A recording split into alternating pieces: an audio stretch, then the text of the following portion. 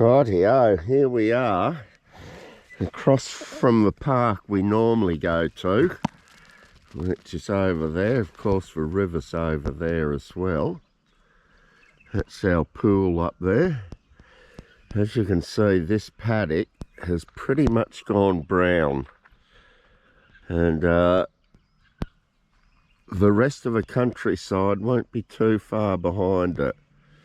But what we're going to do is head over here and do the creek walk.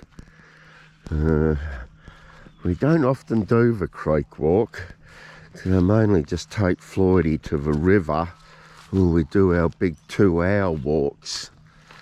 But today, because this little lagoon's all dried up now, we're just going to do this creek walk.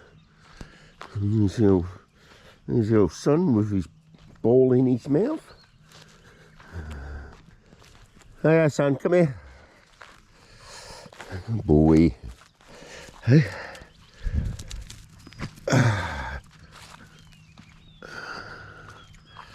Right, here he should head to the creek.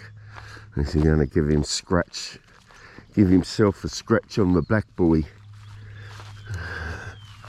He's thinking about giving himself a scratch. It's your son. Nope, maybe not. Just a pedal.